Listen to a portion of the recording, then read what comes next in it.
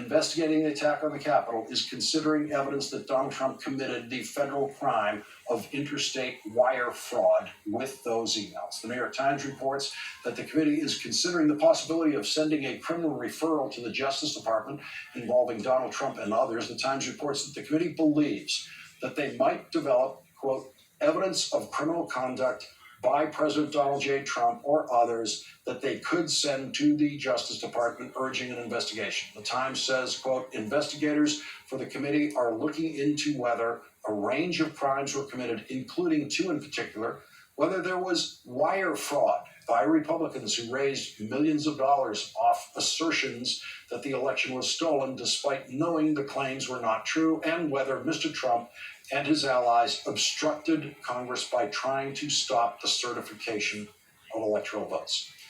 In a committee meeting, Republican Vice Chair Liz Cheney suggested that Donald Trump violated federal law by obstructing an official proceeding of Congress on January 6th. Hours passed without necessary action by the president. Did Donald Trump, through action or inaction, corruptly seek to obstruct or impede Congress's official proceedings to count electoral votes? Today, Republican Congressman Scott Perry publicly refused to cooperate with the committee after the committee asked him to submit to an interview. The committee said it will consider, quote, using other tools to obtain testimony from Congressman Perry, but the committee did not specifically mention the possibility of a subpoena.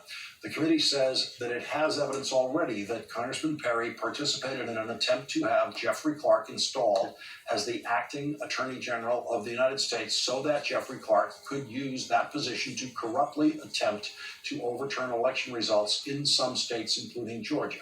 Jeffrey Clark has not yet testified to the committee because of reported illness, but he has indicated that he believes his criminal culpability is such that he will invoke the Fifth Amendment so that he does not implicate himself in crimes in his testimony. While people like Jeffrey Clark and Donald Trump, who held positions at the very top of the conspiracy to overthrow the election, have not yet been charged with any crimes, today, 81-year-old Gary Wickersham was sentenced to 90 days of home detention and 36 months probation, along with a fine of $2,000 for the 22 minutes that he spent inside the Capitol on January 6th, where he did not engage in violence. Gary Wickersham never needed a lawyer in his life until he followed what he thought was Donald Trump's order to go down to the Capitol and fight like hell. President Ronald Reagan appointed Judge Royce Lamberth, who sentenced Gary Wickersham today. Judge Lamberth is 78 years old. He said it's the first quote, it's the first defendant I've had that is older than me in quite some time. Those are the judge's words.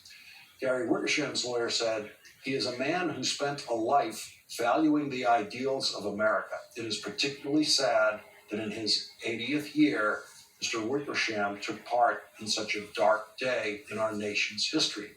Gary Wickersham told the judge, it's not like me to do that. He said what he did on January 6th is what he called a dark blot on his life. He said, I'm remorseful for it. Gary Wickersham has a dark blot on his life now because he made the mistake of believing Donald Trump. He committed crimes for Donald Trump, but unlike Donald Trump and the people at the highest level of the government who violated their oaths and committed crimes for Donald Trump, today Gary Wickersham did something that Donald Trump has never done and surely never will do. Gary Wickersham admitted what he did on that dark day in our nation's history. Donald Trump will never admit what he did on that day. Gary Wickersham admitted what he did was a crime, and he agreed to pay the price for that crime. We know now that Donald Trump will never admit what he did, but we don't yet know if Donald Trump will ever have to pay the price of being, as Gary Wickersham now is, a convicted criminal. Leading off our discussion tonight is Steve Schmidt, former Republican strategist and co-founder of the Lincoln Project. Steve, we have an 81-year-old defendant sentenced today, the oldest person known to be charged among the close to 700 charged.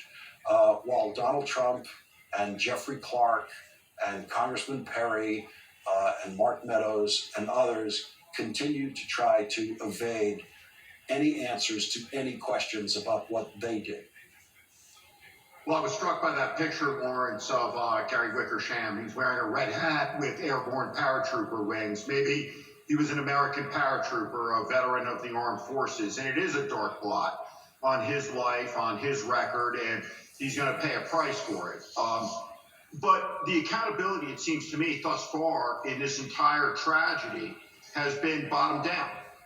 It's the Gary Wickershams of the world who are paying a price, not the people who've incited it, not the senior leaders of the executive branch, not senior leaders of the legislative branch. And we have a problem with that in this country. That has destabilized our politics. You can go back and you can look at the economic collapse in 2009. 15 million families lose their homes. Not a single Wall Street banker goes to jail. How many black kids in this country do we have locked up for marijuana offenses when you have the Sackler family not only running free, but still worth many billions of dollars, and had a plan to immunize them from lawsuits that, thank God, was rejected by a federal judge. So this is endemic in 21st century America, and this is one of the things that is driving so much anger.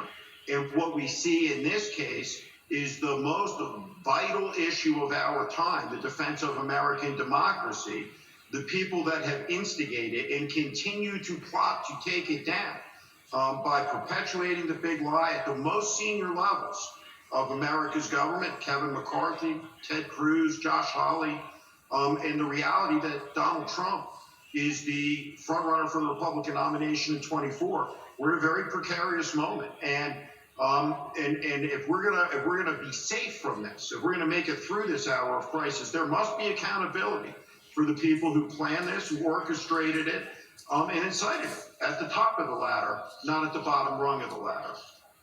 Steve,